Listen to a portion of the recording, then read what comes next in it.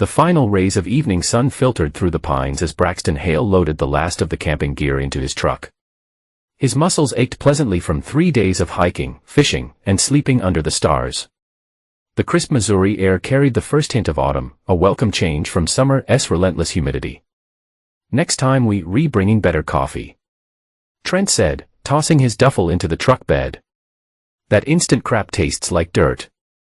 "You said that last year," Braxton replied, slamming the tailgate shut. At 43, he still maintained a solid frame that had served him well through decades of physical labor.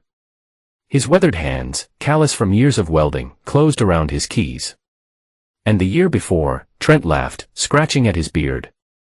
"One of these days you'll listen." The drive back to Cedar Creek took just over an hour. Winding through stretches of yellowing farmland in small towns where nothing much ever changed. Braxton appreciated the predictability. He built his life around stability, a dependable job, as foreman at Mid-State Metal Fabrication. A modest home, he renovated with his own hands, and 20 years of marriage to Lorna. Their daughter Callie was the center of his world, a thoughtful 15-year-old who somehow managed to inherit his stubbornness along with her mother's quick wit. "You going straight home?" Trent asked as they approached the town limits. "Yeah, Lorna's probably been counting the minutes. You know how she gets when I'm gone." "Tell her, and Callie," I said. "Hey." Braxton pulled up to Trent's house. A small ranch-style home, not unlike his own. "See you Monday." As Trent grabbed his gear and headed inside, Braxton's phone buzzed. He frowned at the screen, 3 missed calls from Lorna, and one from a number he did not recognize. Before he could call back, the phone rang again. "Mr. Hale," the voice was unfamiliar. "This is Nurse Jenkins from Cedar Creek Memorial. Your daughter has been admitted to the emergency room." His blood turned to ice. "What happened? Is she okay?" "She's stable, but unconscious. Dr. Mendez is with her now. Sheriff Denton asked that you come directly to the hospital." Braxton barely remembered the drive. His mind raced through possibilities. A car accident, sudden illness, a fall. Callie had always been healthy. She was not reckless. None of it made sense. The hospital's fluorescent lights assaulted his eyes as he burst through the emergency entrance. At the desk, he managed to form the words, "My daughter Callie Hale." A nurse pointed him toward a hallway where a tall figure waited. Sheriff Miles Denton, still recognizable from their high school days, despite the badge and the extra 20 pounds. Miles had been 2 years ahead of Braxton, the kind of guy who remembered everyone's name and made a point to use it. "Brax," Miles said, his face grave. "Come with me." "What happened to my daughter?" Miles guided him down the corridor. "Let's talk in here first." He opened the door to a small consultation room. "I want to see Callie." "You will, but you need to prepare yourself." Miles gestured to a chair, but Braxton remained standing. "Callie was brought in about 4 hours ago. Unresponsive, with bruising to her face, arms, and torso." "What?" The word came out as barely a whisper. "Your wife says Callie fell down the stairs at school after hours." They were there for a parent-teacher meeting. Something in Miles' tone set off warning bells.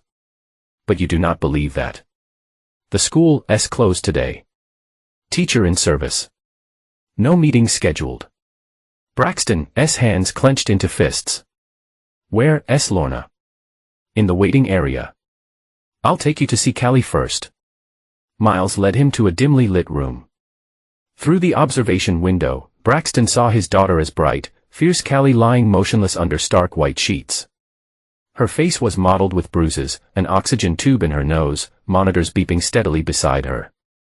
His hands began to shake, not from fear, but from a fury so deep it threatened to consume him. "Who did this?" he asked, his voice dangerously soft. "That's what we need to find out." Dr.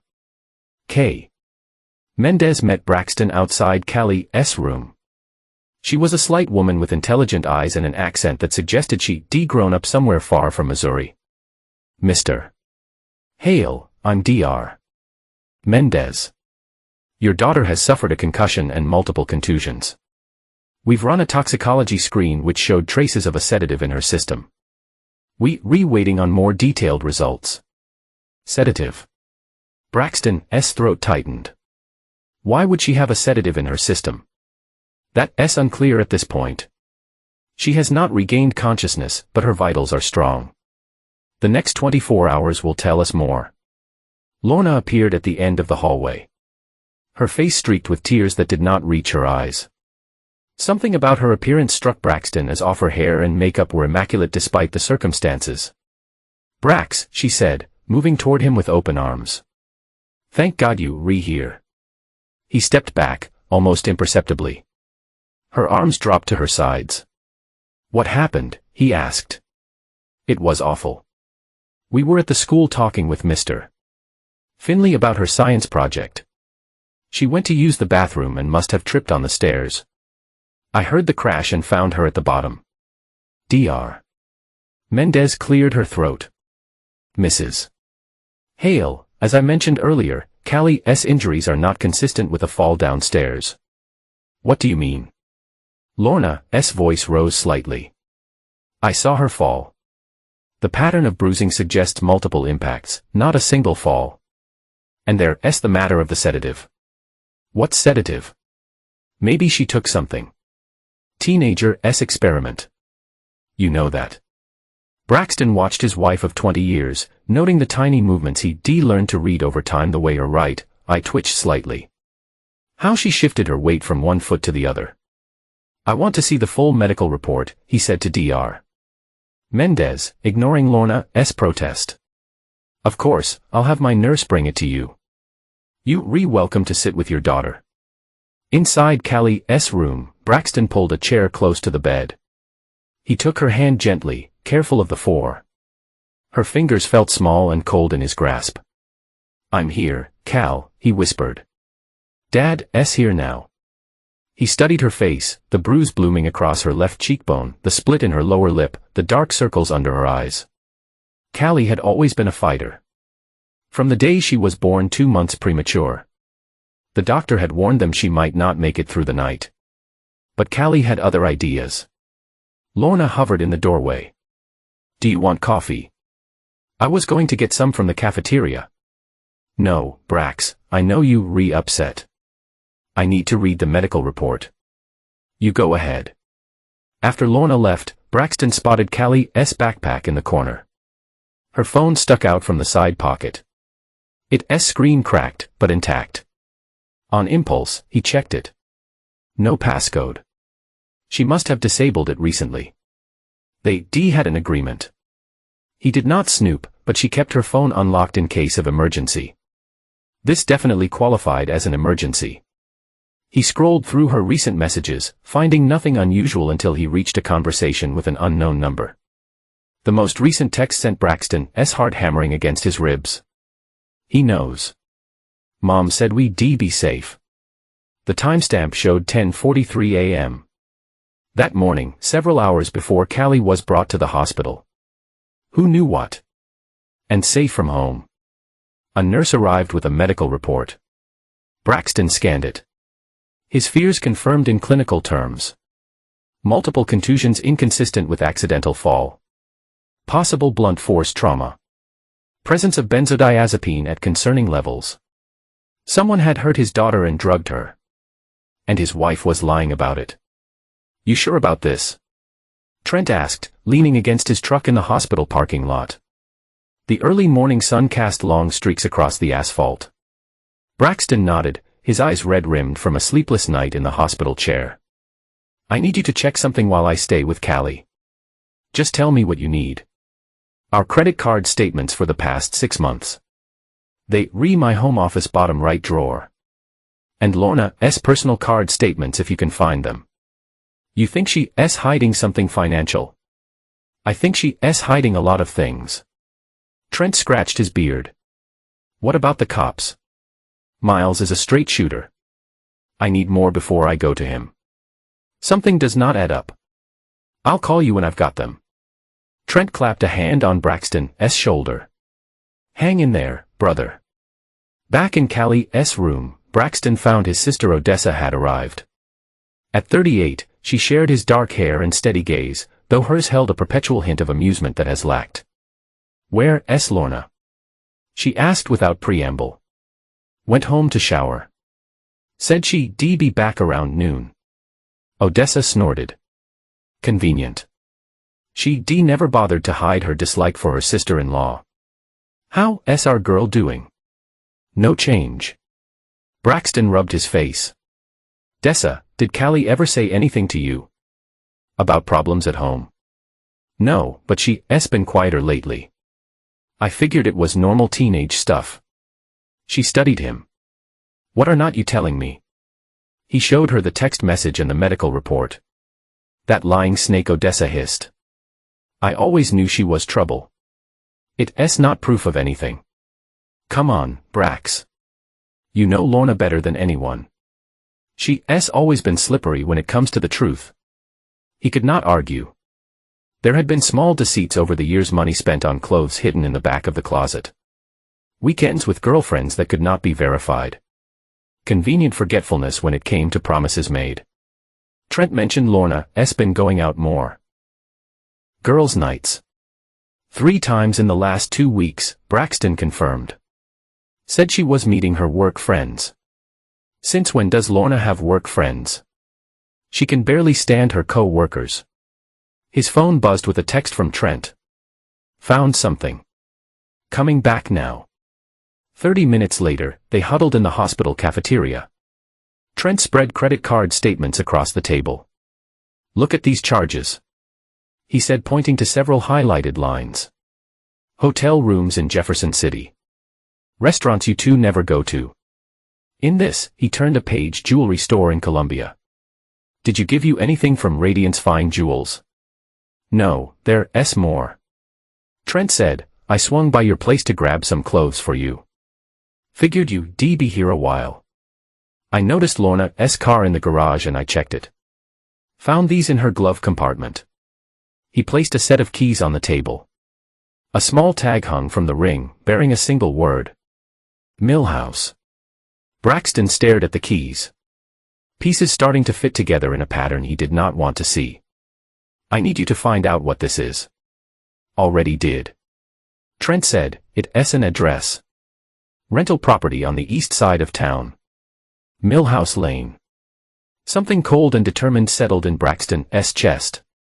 "I want to know who's paying the rent." Rain pelted the windshield as Braxton and Trent sat parked across from 1423 Millhouse Lane. The house was small and unremarkable, a single-story rental with beige siding and white trim. The kind of place no one would look at twice. "You sure about this?" Trent asked, not for the first time that Braxton's hands gripped the steering wheel. "I need to know." They've been watching for nearly an hour when a silver sedan pulled into the driveway. Braxton's breath caught as Lorna stepped out wearing a dress he'd never seen before. She hurried through the rain toward the front door. 10 minutes later, another car arrived, a black SUV with tinted windows. A man emerged, tall and lean, perhaps in his mid-30s. He carried a bottle of wine and a small package wrapped in silver paper. "Know him?" Trent asked. "No." Braxton watched as the stranger let himself in without knocking through the front window. He could see Lorna greet him with a kiss that left no doubt about their relationship. "Damn, Brax. I'm sorry." Braxton's face remained impassive, but something shifted in his eyes. "I need to see inside that house." "Whoa, hold on. That's breaking and entering." "Not if I have a key." They waited until both cars left 3 hours later. Lorna and the mysteryman departed separately, but not before embracing in the doorway, oblivious to the steady rain or the neighbor walking her dog past the house. "That's Mrs. Keller from 3 doors down," Trent noted. "Biggest gossip in Cedar Creek." "Good," Braxton said quietly. "Let her talk." Once the street was clear, they approached the house. The key turned smoothly in the lock. Inside, Braxton found a modestly furnished living room. 2 wine glasses sat on the coffee table alongside the empty bottle. In the kitchen, dishes were stacked neatly in the drying rack, evidence of a shared meal. "Brax, we should not stay long," Trent warned from the doorway. "Check the bedroom. Look for anything with a name." The master bedroom revealed more. A framed photo on a nightstand showed Lorna and the mystery men at some lakeside retreat. Callie stood beside them. Her smile tight and uncomfortable that Braxton's stomach twisted. His daughter had known. Had been brought here, made complicit in this deception but on the dresser. He found mail addressed to Leon Godfrey. Bill's advertisements. Nothing personal except for a birthday card signed Forever Your Cell. The closet contained women's clothes Lorna's size. New with tags still attached. A jewelry box held pieces he'd never seen or wear. In the bathroom duplicate toiletries suggested frequent overnight stays. But it was the desk in the spare bedroom that provided the most damning evidence. A leather journal contained entries in Lorna's handwriting detailing grievances against Brax mostly fabricated or grossly exaggerated. He screamed at Callie for breaking curfew. One entry read terrorized her for hours. This is why we need to get away. Another lawyer says we need documented incidents. Medical records would be best. Video evidence ideal. And finally Leon says once we free, we file for the insurance enough to start over somewhere warm. Braxton's life insurance policy was worth $750,000. Jesus. Trent whispered, reading over his shoulder. They were setting you up. Take pictures of everything. Braxton instructed, his voice terrifyingly calm. Every page, every room. Then we leave. As they prepared to exit, Braxton spotted a small desk calendar. Next Tuesday was circled in red with a note seized last day. Today was Thursday. Whatever they've been planning for Callie, it had gone wrong and his daughter was paying the price. Braxton maintained his vigil at Callie's bedside for the next 2 days, leaving only when necessary. Lorna made appearances always perfectly dressed, always with a ready explanation for where she'd been. He watched her with new eyes, seeing the performance behind every gesture that on Saturday morning as he dozed in the hospital chair. A small sound pulled him awake. Callie's eyes fluttered open, confusion clouding her features. Dad, her voice was raspy from disuse. I'm here, Cal. He moved to her side, hitting the call button for the nurse. You in hospital. You safe. She tried to sit up, wincing in pain. What happened? Before he could answer, the room filled with medical staff. Nurse Tanya checked vitals while Dr. Mendez performed a neurological exam. Looking good, Callie, the doctor said. You had us worried. Do you remember what happened? Callie's eyes darted to her father, then away. Not really. It's fuzzy. That's normal with concussion. It might come back, or it might not. Dr. Mendez made notes in the chart. We'll run some tests now that you awake, but things look promising. After they left, Braxton sat on the edge of the bed. Callie, I need you to tell me what happened. The truth. She picked at the blanket, avoiding his gaze. Is Mom here? No. It's just us. Tears filled her eyes. I did not want to lie to you. She made me promise. Who? Your mother. Callie nodded, a tear spilling down her cheek. She said you would not understand. That you'd be angry. I'm not angry with you, Cal. He took her hand. I just need to know what happened. She's been seeing someone. Leon. He's younger than her, works for some trucking company. She said she was in love with him. Braxton kept his expression neutral, letting her continue. At first, it was just meetings. Then she started taking me along sometimes. Said it would look less suspicious if we were together. I hated it, but she said if I told you, it would destroy our family. The house on Millhouse Lane. Her eyes widened. You know about that. I know enough. What happened the day you got hurt? Callie's face crumpled. They were talking about leaving. Moving to Florida with Leon. Mom said they'd get custody because she trailed off. Because they could prove you were abusive. The words came out of rush. She told me to remember times you've been strict with me, like when you grounded me for skipping class. Or when you yelled after I stayed out past curfew. She wanted me to exaggerate. Say you hit me. Braxton's jaw clenched. But he kept his voice even. Did she hurt you, Callie? No. Well, not directly. I overheard them talking. Leon asked what would happen to your life insurance if something happened to you. Mom said it would all go to her. They did not know I was listening. And then I told her I would not help them lie about you. That I tell everyone the truth. Callie's voice shook. She got really mad. Said I was ungrateful. That night, we went to the house again. Leon was not there. She gave me some juice that tasted funny. I thought maybe it had gone bad. After that, I do not remember anything until waking up here. Sheriff Miles appeared in the doorway. Sounds like I arrived at the right time. Mind if I come in? Braxton looked at his daughter. Are you up for answering some questions? Callie nodded, straightening her shoulders. I want to tell the truth. Miles pulled up a chair, notebook in hand. Let's start from the beginning. The Cedar Creek Public Library provided the privacy Braxton needed. At a back table, he met with Odessa Trent and Sheriff Miles while Callie remained in the hospital under the watch of a deputy. Lorna had been told Callie was still unconscious and necessary deception to buy time. The toxicology report confirms benzodiazepines in Callie's system. Miles said, keeping his voice low, specifically a prescription sleep aid. We found a prescription bottle and Lorna's purse made out to her filled last week. In the bruises, Braxton asked, consistent with Callie being unconscious when they were inflicted. Someone wanted it to look like she'd been beaten, not fallen. Odessa's face darkened. That woman tried to frame her own husband for abusing their child. We need more than we have now for criminal charges. Miles cautioned. The photos from the Millhouse property help establish the affair, but not the intent to harm Callie or set up Braxton.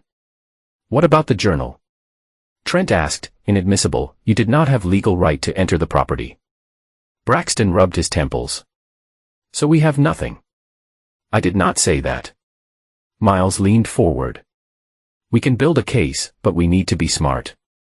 First, I suggest getting Callie's official statement on record. Second, I have a buddy in the financial crimes unit who can look into Leon Godfrey discreetly. I checked him out, Trent added. He works for Midwest Freight Logistics in their accounting department. Company's been under investigation for payroll irregularities.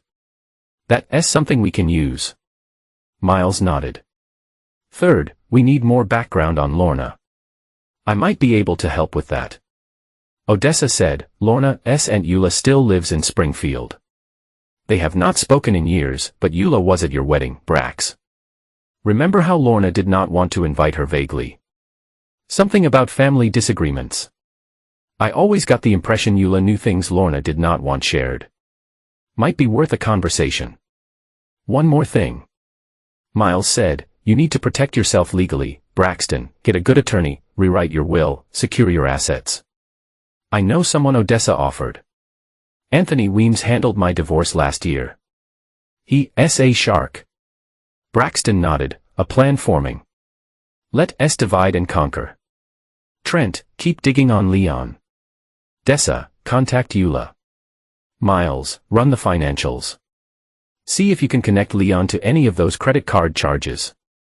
I'll handle the legal end. What about Lorna? Trent asked. For now, we let her think she's in control. I'll go home, act like I'm processing Callie's accident. Let her believe we re-buying her story. Can you do that? Odessa looked skeptical. After what she's done, I can do whatever it takes to protect my daughter, Braxton said, his voice steel, and to make sure Lorna never hurts anyone again. Over the next week, Braxton executed his plan with methodical precision. He sold a small piece of land he inherited from his father, gathering liquid funds beyond Lorna's reach. He removed her as beneficiary from his life insurance, placing everything in a trust for Callie with Odessa as trustee. He documented every unusual expense, every unexplained absence, building a paper trail of Lorna's deceptions to Odessa's conversation with Eula Blake proved enlightening. This is not the first time Lorna's pulled something like this, she reported. In college, she accused a boyfriend of stalking and threats when he caught her cheating. Eula says she nearly ruined the boy's life. He was expelled, almost faced criminal charges before another student came forward with evidence Lorna had lied. Any documentation from that incident? Miles asked, Eula's sending what she has. Campus police reports, newspaper clippings, says Lorna's mother helped cover it up, paid the boy's family to keep quiet and drop counter charges. Meanwhile, Trent's investigation into Leon Godfrey turned up more red flags. Guy's got 3 different social security numbers he uses, depending on where he's applying for credit. His real name, Leonard Goodwin, has a history of dating recently divorced women with assets. At Callie's request, Braxton arranged for her to stay with Odessa after her release from the hospital. Just until things settle, he assured her. You focus on getting better. What about Mom? Callie asked, her eyes troubled. Your mom has made some bad choices. There will be consequences for those choices. Will you ever forgive her?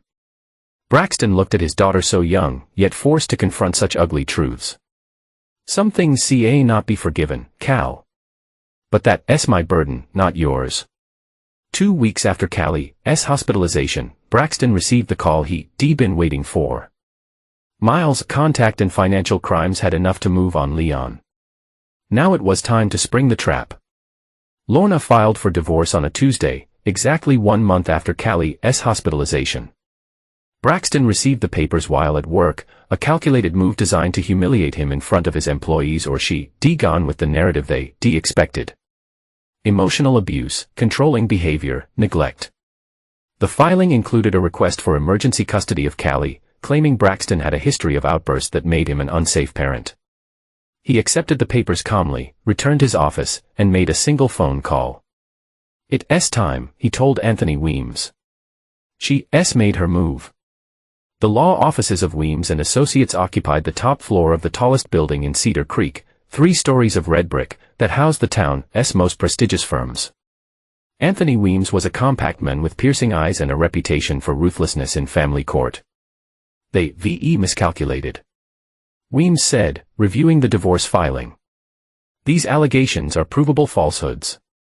We have hospital records directly contradicting her claims about Callie's injuries, plus Callie's sworn statement. Judge Delaney does not look kindly on perjury in his courtroom.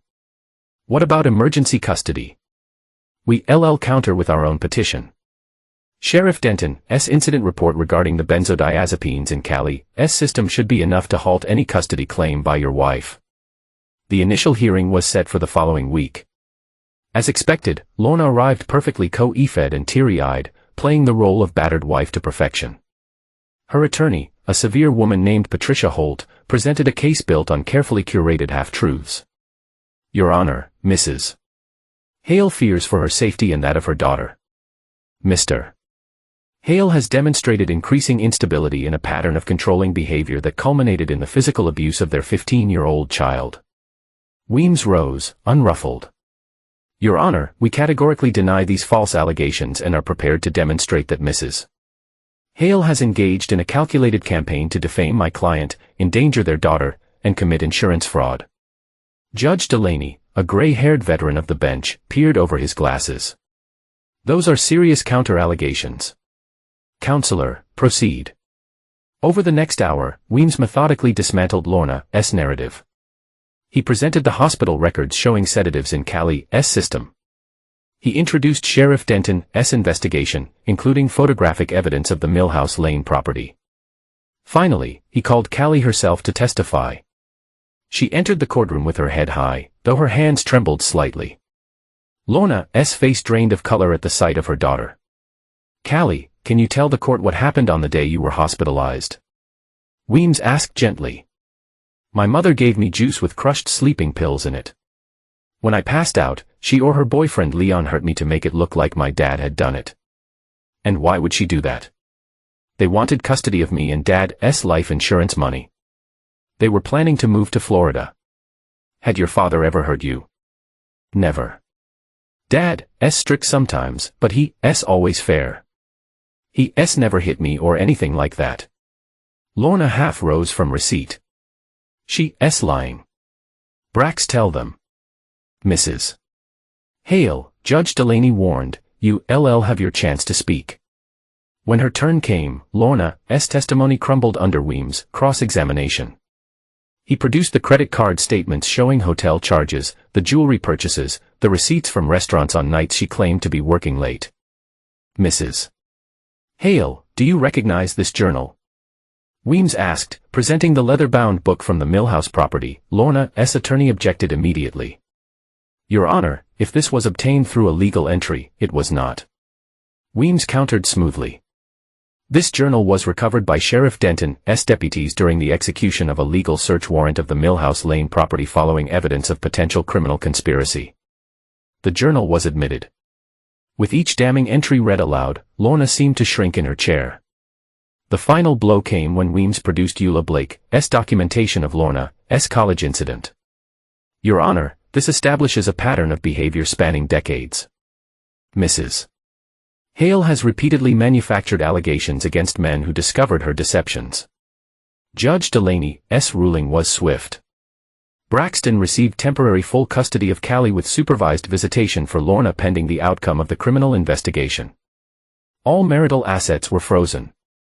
A restraining order was issued, barring Lorna from contacting Braxton or Callie outside of court-approved channels. As they left the courtroom, Braxton caught Lorna's eye. Her face contorted with fury and something else, fear. For the first time, she was facing consequences she could not manipulate her way out of. "This is not over," she hissed. "You rewrite." He replied quietly. "It's just beginning." 3 weeks after the custody hearing, Braxton received a call from Miles. "They got Leon this morning." Federal agents picked him up at Midwest Freight. Charges include wire fraud, identity theft, and conspiracy to commit insurance fraud. "Will it stick?" "Oh, it'll stick. They found evidence he's been siphoning funds from the company payroll for years. And get this, they found documents related to your life insurance policy in his apartment. Detailed payout scenarios, including one for accidental death." A chill ran through Braxton. "They were planning to kill me." "Looks that way." "Leon's already talking. Try cut a deal. Says it was all Lorna's idea." "Is that enough to charge her?" "County prosecutor thinks so. They preparing to bring her in now." The news of Leon Godfrey's arrest hit the local paper the next day. By evening, everyone in Cedar Creek knew that Lorna Hale's boyfriend had been caught in a federal fraud investigation. The story grew when he implicated her in a conspiracy targeting her husband. Lorna was arrested at her sister's house in Jefferson City, where she'd been staying since the custody hearing. The charges included conspiracy to commit fraud, child endangerment, and attempted insurance fraud. The evidence from Leon's cooperation was damning. Braxton watched the news coverage with Callie in Odessa, feeling strangely hollow as Lorna was led into the courthouse in handcuffs. "You okay, Dad?" Callie asked, leaning against his shoulder. "I will be. We both will." The trial lasted 2 weeks. Lorna maintained her innocence, claiming Leon had manipulated her.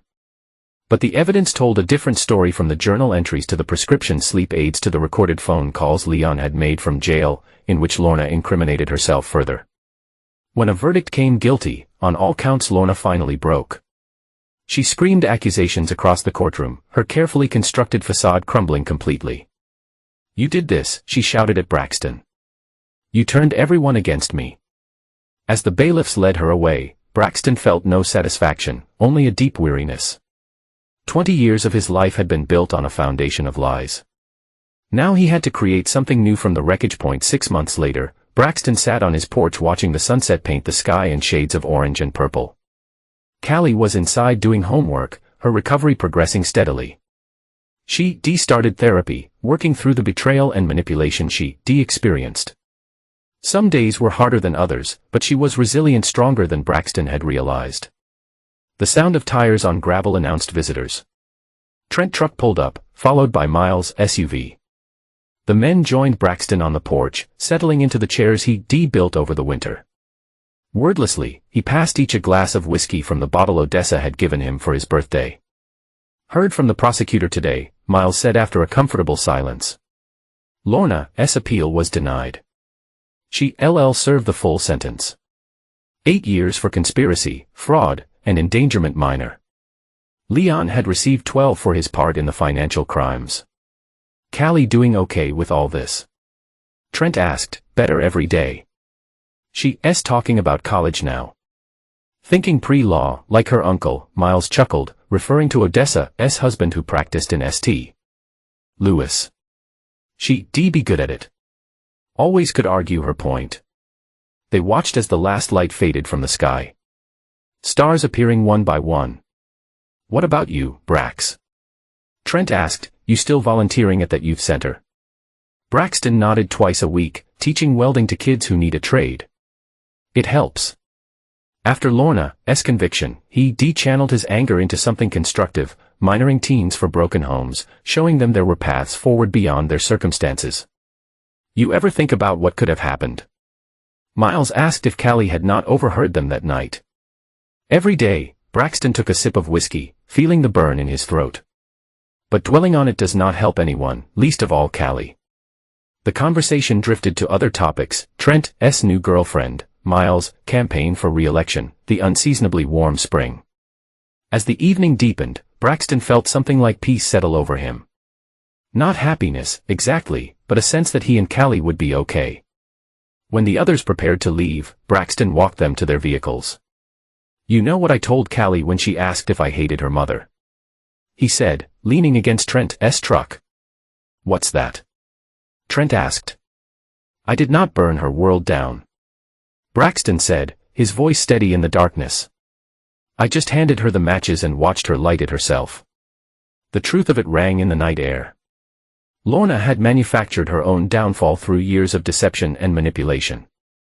In the end, all Braxton had done was refuse to burn alongside her. As his friends drove away, he returned to the porch and looked up at the stars' countless points of light in the vast darkness. Somewhere inside, Callie laughed at something on her phone. The sound carried through the open window, reminding him of what remained after the fire. The truth, his daughter, and the chance to build something on is from the ashes.